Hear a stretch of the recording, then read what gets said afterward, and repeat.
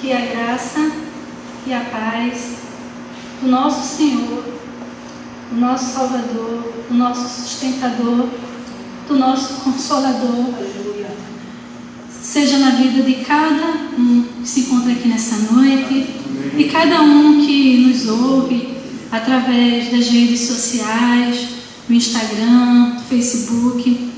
Que essa paz que é incircunstancial, que não depende de circunstâncias favoráveis, essa paz que é ultra circunstancial, que está acima de todas as circunstâncias, essa paz que excede, o apóstolo Paulo diz, que vai além, que ultrapassa a compreensão humana, o entendimento humano, seja em nossas vidas.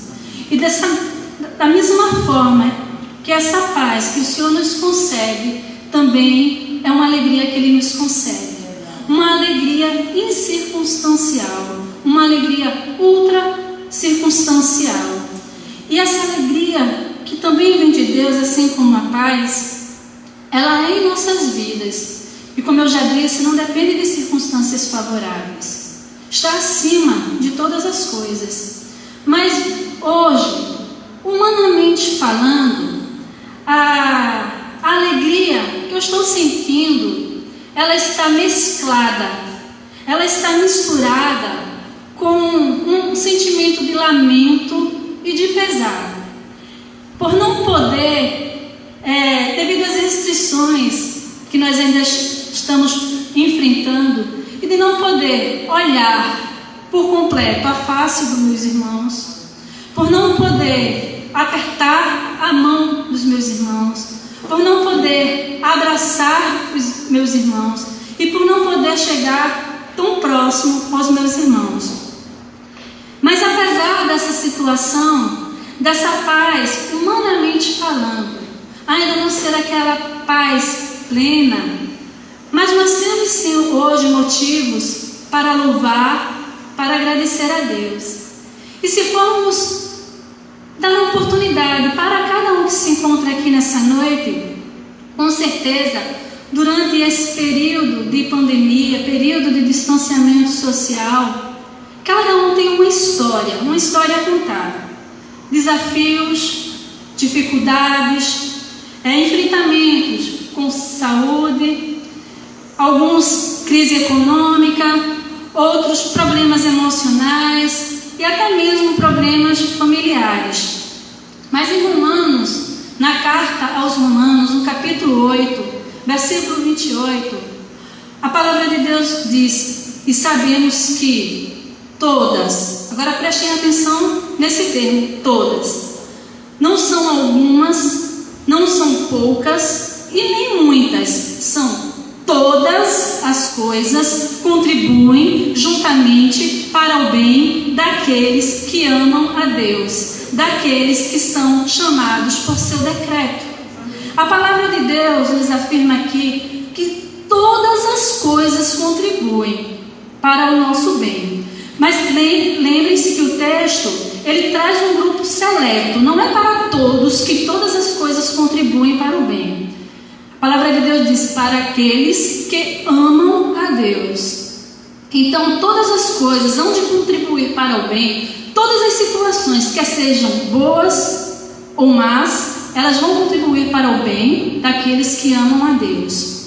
E o amor a Deus, ele não é uma mera retórica, não é simplesmente falar que ama a Deus, mas o amor de Deus consiste naquilo que o Senhor Jesus disse, que está registrado no Evangelho segundo o apóstolo João, quando ele diz que aqueles que têm os meus mandamentos e os guarda, e os obedece e os cumpre, esse é o que me ama.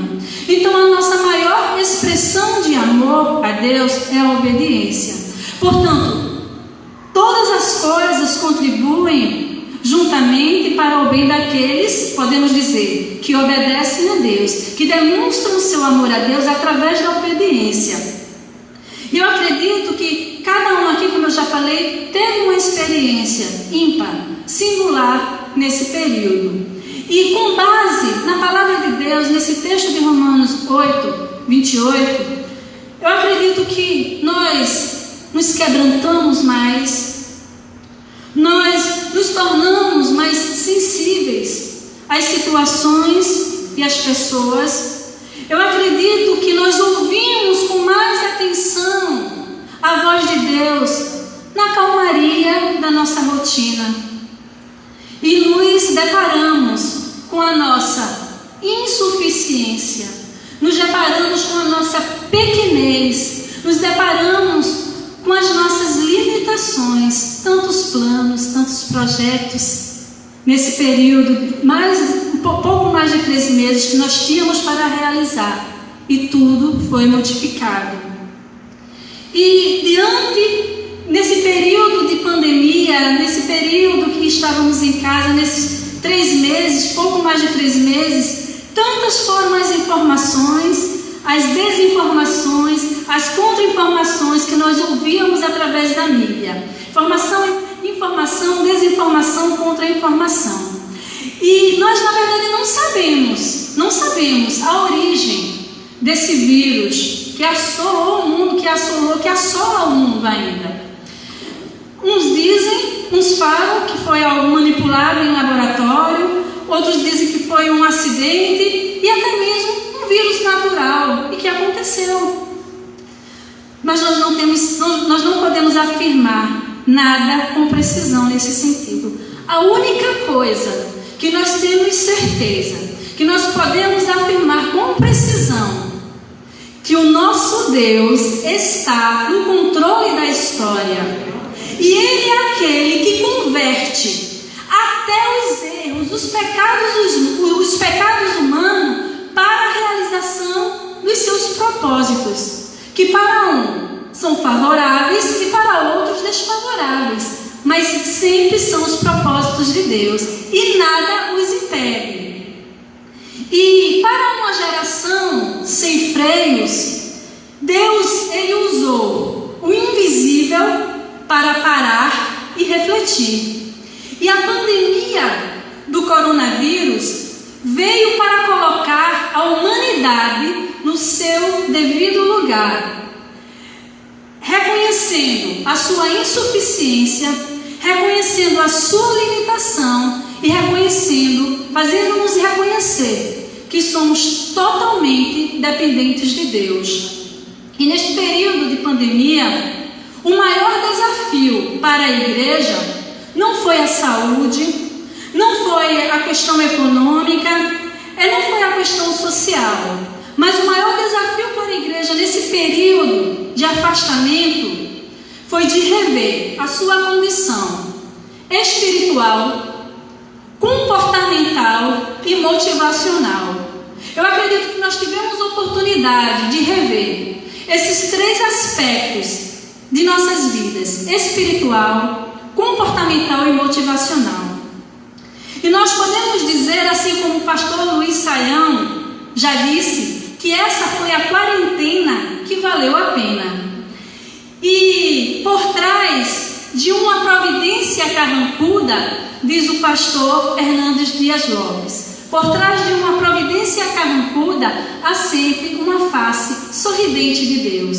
Ou seja, por trás de uma ação, de uma providência dura, difícil, sofrida, há o agir de Deus, há a presença de Deus, há a face sorridente de Deus, há algo da parte de Deus para cada um de nós.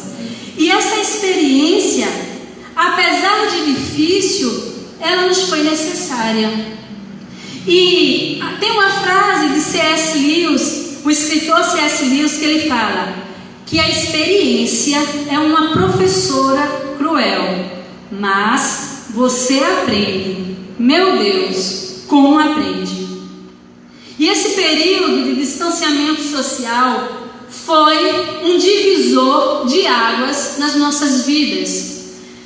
E a PIB, a primeira igreja batista em Itabaiana, pode dizer que a partir de hoje vive uma nova fase, uma nova etapa. E antes e depois desse distanciamento, mas também antes e depois do pastor Israel. Como nós sabemos, na última assembleia que nós tivemos, na última reunião, houve o anúncio do seu afastamento.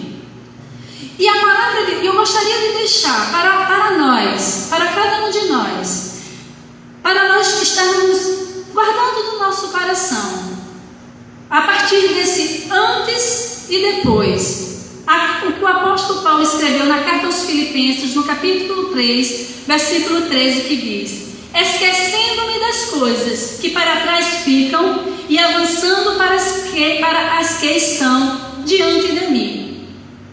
E avançamos adiante. Isso é redundante. Se é para avançar, é adiante.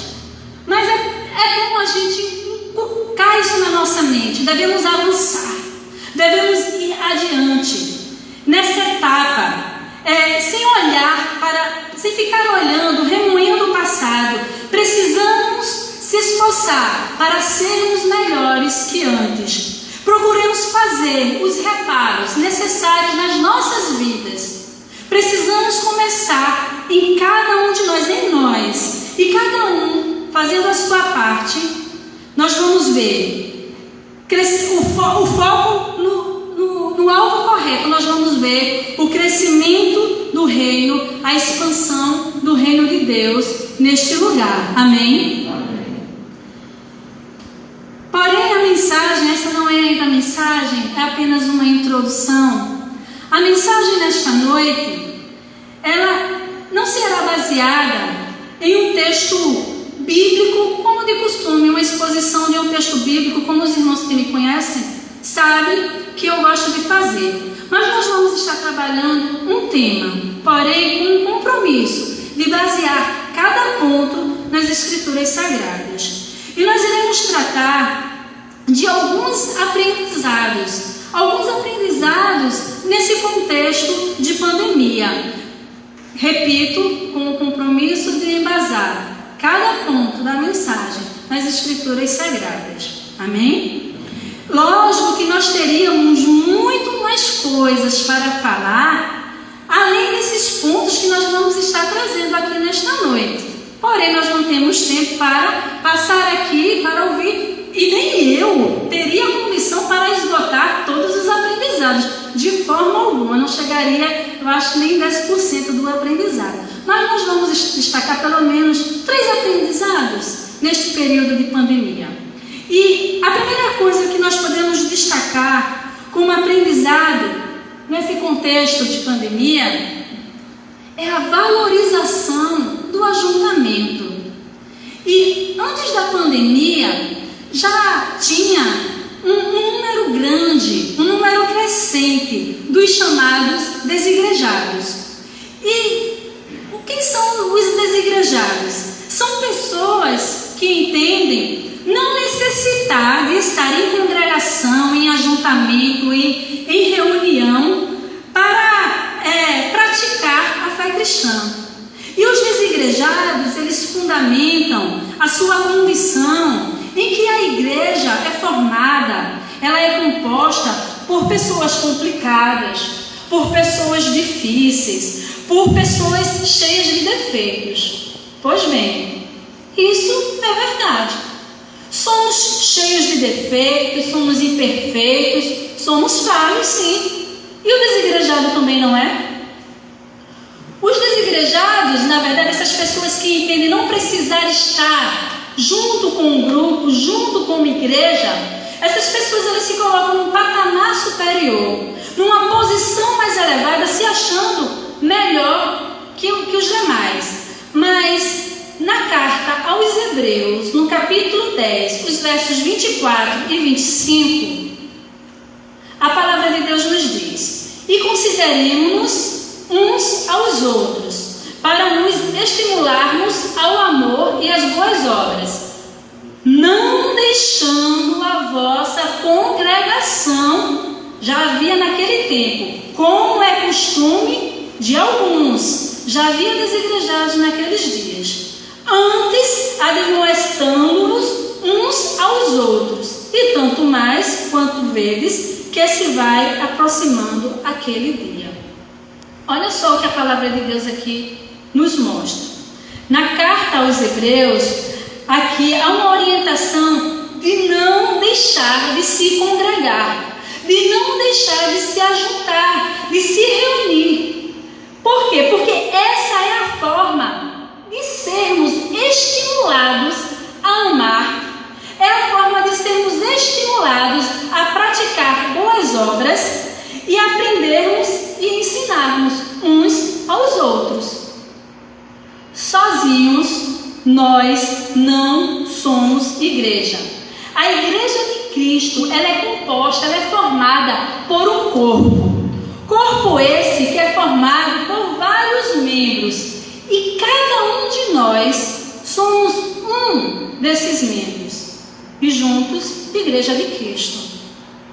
Na carta aos Romanos, no capítulo 12, os versos 4 e 5, a palavra de Deus nos diz: porque assim como em um corpo temos muitos membros, e nem todos os membros têm a mesma operação, assim nós que somos muitos, somos um só corpo em Cristo, mas individualmente somos membros uns dos outros.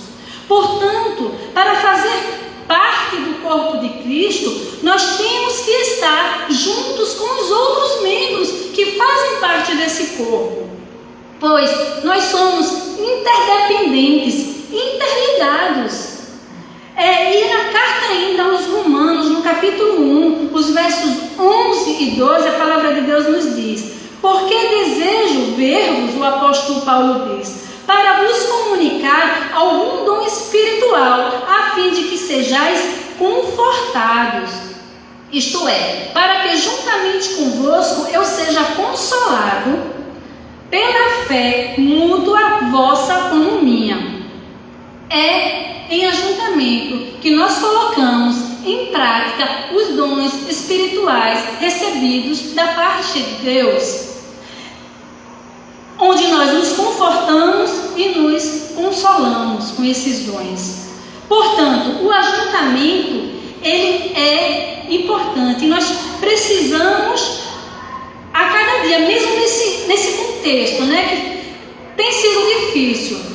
E durante esses 3 meses e alguns dias, que se tentou arrumar meios de mesmo se reunir virtualmente. Isso foi importante, isso foi necessário, porque nós devemos manter esse vínculo com a Igreja de Cristo, para praticarmos o amor, para praticarmos as boas obras. Nós não temos condições de praticar o amor sozinhos, nós não temos condições de praticar o amor, as boas obras sozinhos. Nós precisamos estar juntos, para admoestar um ao outro e assim sermos consolados e confortados mutuamente através dos dons que o Senhor tem nos dado.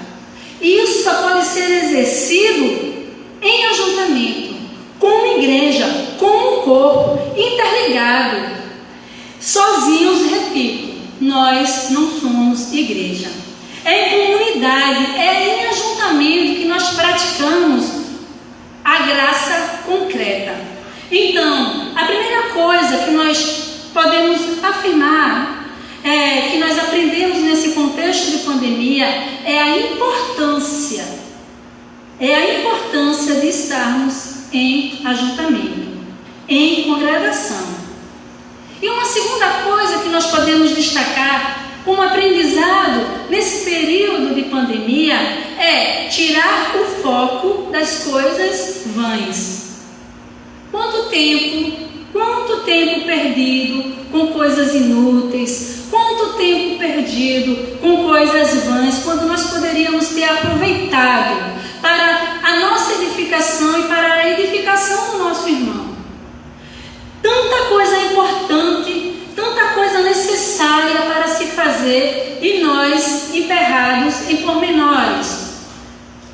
Foi o fulano que me olhou de cara feia, foi o Beltrano que falou de forma grossa, foi a decoração do templo que não ornou, foi o culto que não agradou, foi a pregação que não foi boa, foi o louvor que teve problemas, foi o passeio que faltou.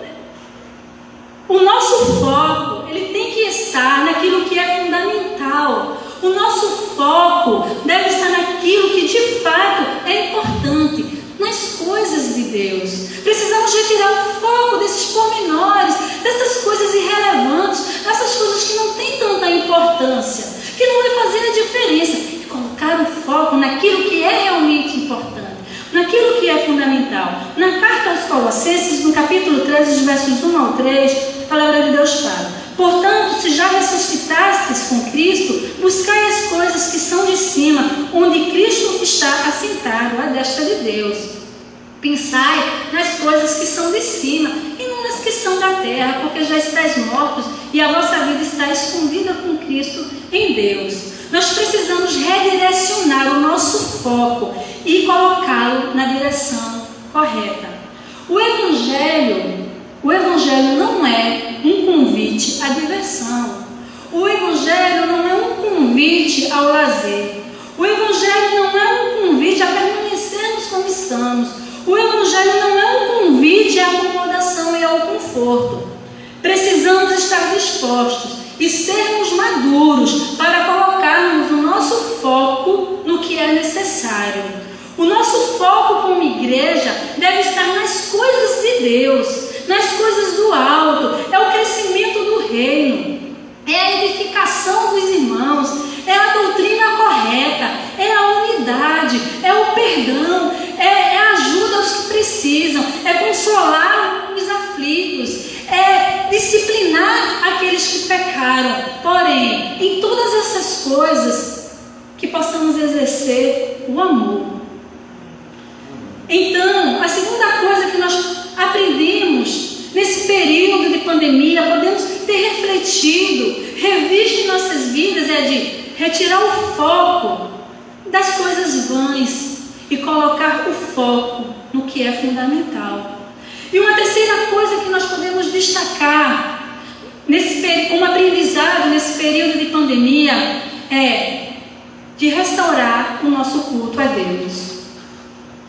E antes desse distanciamento, nós víamos a estampa do desleixo, do desmazelo, da negligência, do negativismo, de fazer as coisas de qualquer jeito na casa do Senhor, da rotina costumeira de vir à igreja. E dessa forma, o nosso culto era vazio e desprovido de sentido.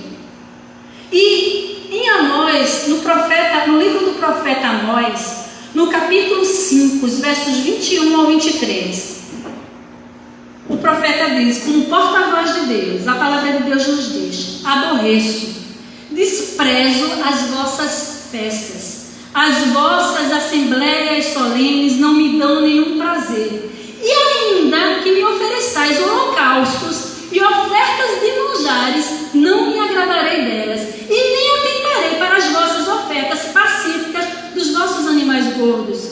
E aí ele diz: afasta de mim o estrépito, o barulho forte dos teus cantos, porque eu não ouvirei as melodias dos teus instrumentos.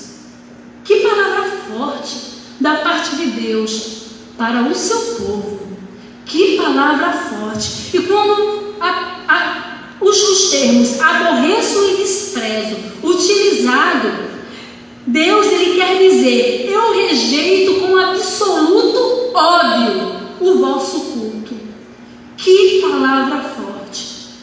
Tratava-se de um culto vazio, tratava-se de um culto desprovido de vida de santificação, tratava-se de um culto sem as corretas motivações. E será que Deus nos quis ensinar que precisamos rever as nossas assembleias, as nossas reuniões, a nossa forma de cultuá-lo? Será que nós estávamos cultuando como o povo de Israel no período de Amós, com tanta ostentação? O povo se reunia, o povo cantava, o povo tocava, o povo cumpria toda a liturgia do culto. Mas Deus, ele enxerga o íntimo, o coração de cada um, e via que se tratava de um culto vazio. Nosso culto a Deus deve ser o resultado da nossa adoração a Ele. O nosso culto a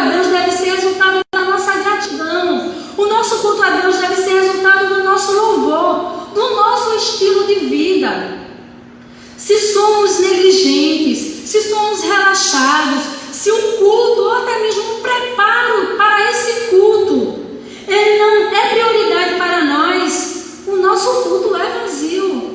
O nosso culto é vazio. E essa é a terceira coisa que nós aprendemos. Nesse contexto de pandemia, podemos ter refletido nisso. Como era o culto que nós prestávamos a Deus?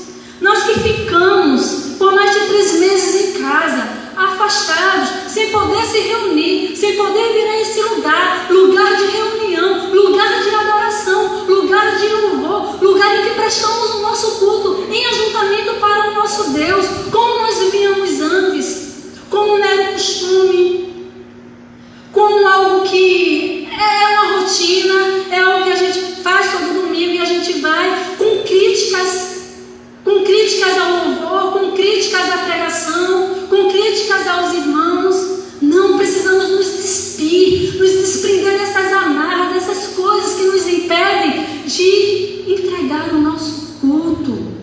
O culto a Deus, um culto puro, um culto verdadeiro, um culto com as motivações corretas. É isso que Ele quer de nós.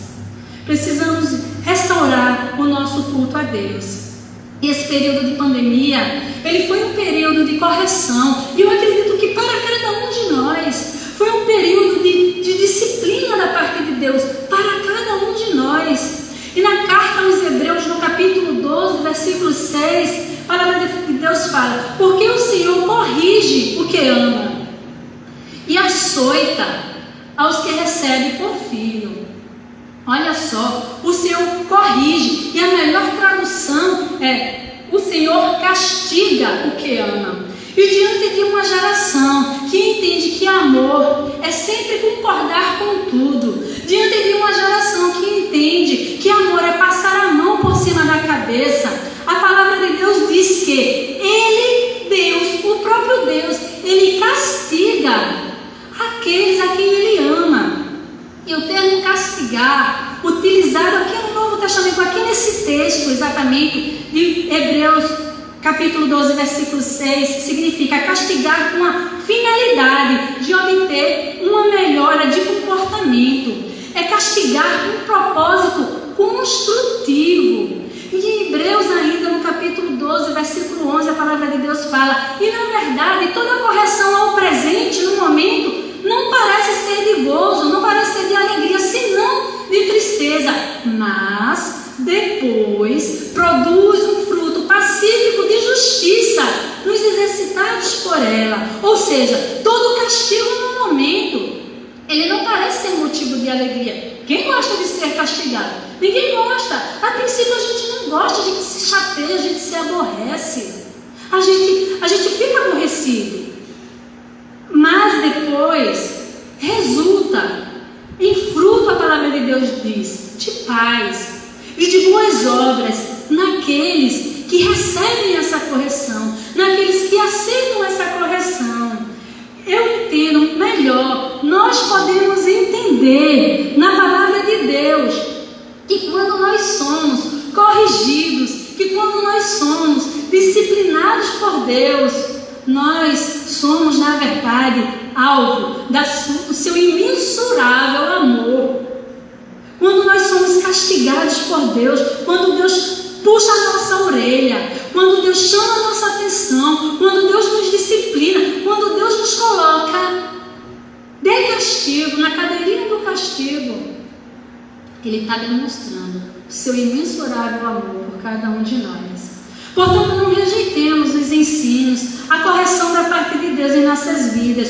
Correção, no que se trata de Deus, correção é sinônimo de amor, mas de muito amor.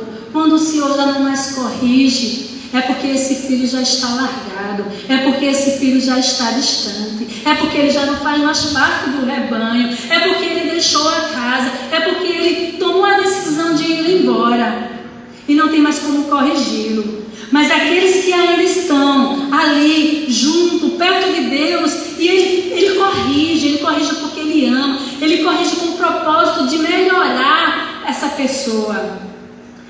Eu escutei há uns dias atrás, nesse período de pandemia, eu acredito que cada um de nós tivemos essa experiência de escutar muitas mensagens, ouvimos muito da parte de Deus, sem falar que tivemos os nossos momentos também, com certeza, a sós com Deus, e foram experiências assim, marcantes na vida de cada um de nós. Eu não tenho dúvidas disso, eu não tenho dúvidas. E um desses dias eu escutei uma mensagem do pregador, do pastor Charles Spurgeon, um pastor do século XIX, ele tinha como título de O Príncipe dos Pregadores. E as suas mensagens, elas eram todas escritas e enumeradas. E eu ouvi a sua mensagem na voz, logicamente, de um contemporâneo, o pastor Josemar Bessa, a mensagem do pastor Charles Spurgeon, número 2807. E esse sermão, ao qual eu me refiro, ele foi pregado no inverno de 1860, sobre uma devastadora epidemia de cólera em Londres. E em um contexto muito difícil, muito precário, dadas as circunstâncias da época. E o título do sermão é Poupados da Epidemia. E a pergunta que ecoa deste sermão é: por que fomos poupados? Para a salvação ou para a destruição? E a resposta que ecoa desse sermão, desta pergunta, é: depende, se aprendermos a lição. Pois bem, que tenhamos aprendido a valorizar esse ajuntamento. Quem não sentiu falta? Em meio às nossas imperfeições, em meio às nossas diferenças, em meio às nossas falhas, em meio às nossas discordâncias, eu acredito que cada um aqui sentiu falta de estar junto. A valorizar o ajuntamento, a tirar o foco das coisas vãs, e aprendamos, que tenhamos aprendido a oferecer um culto sincero, verdadeiro ao nosso Deus. Que absorvemos essas lições e possíveis correções, e assim possamos ser melhores que antes. Amém? Não vai estar aí na projeção, porque isso me veio depois da elaboração dos slides, mas no livro de Deuteronômio, no capítulo 32, versículo 11, a palavra de Deus diz que como a águia desperta o seu ninho, se move sobre os seus filhos, estende as suas asas, toma-os e os leva sobre as suas asas. Aí o versículo posterior, logo no início, fala: assim o Senhor guiou a Israel. O exemplo da águia aqui é a semelhança do cuidado de Deus em nossas vidas. Veja, a águia, ela coloca os seus filhotinhos em um ninho. E um ninho preparado com muito carinho, com todo o conforto, para que aquele filhote sinta-se bem, fique bem, acomodado. Porém, com o passar do tempo, que a águia percebe que o filhote, ele precisa sair do ninho, precisa sair do seu conforto, porque está crescendo e precisa amadurecer, o que ela faz? Ela começa a vojar sob o ninho, mostrando para o filhote, para a águiazinha, que ela precisa tomar aquela atitude, imitá-la, voando. Mas o filhote, às vezes, ele não aprende com aquele ensinamento dela voando sobre o ninho, voando sobre o ninho. E aí o que ela faz? Ela retira do ninho toda a maciez e deixa lá os gravetos pontiagudos, os espinhos, deixa tudo bem desconfortável. Isso parece ser tão maldoso, tão ruim, mas não, é para o bem dos filhotes. Porque se ela não despertar, se ela não mostrar que está na hora de sair do ninho, aquele filhote, ele não vai saber se defender dos seus predadores. E vai ser algo fácil. E aí, ela retira toda aquela maciez do ninho e deixa só os gravetos. causando incômodo no filhote. Mas tem filhote que é acomodado. E assim somos nós. E às vezes Deus nos corrigindo, nos mostrando, amadurece, melhora nisso. E a gente não aprende a lição. Aí, no caso da águia, o que a águia faz? Está naquele desconforto todo e não sai do ninho. Ela pega com as suas garras o filhote, leva para o alto, bem para o alto. E lá do alto, ela solta. E a águiazinha, ela sai caindo, batendo suas asas de forma atrapalhada, desordenada. E ela, quando percebe que ela não vai realmente bater as asas da forma correta, não vai conseguir voar, ela dá aquele voo rasante por debaixo do seu filhote, segura e o leva de novo para cima. E aí ela repete a mesma atitude de novo e solta. E aí ela faz aquilo quantas vezes for necessário, até a águiazinha realmente bater as asas e aprender a voar. Sabe por quê? Porque ela quer que o seu filhote cresça, amadureça, aprenda a se defender. Assim é o nosso Deus com a gente. Ele talvez tenha permitido esse período difícil para nós aprendermos a voar. Talvez estávamos no ninho, mesmo com os desconfortos, com as diferenças, com os aborrecimentos, com os problemas, mas Deus quer nos ensinar a voar, a amadurecer.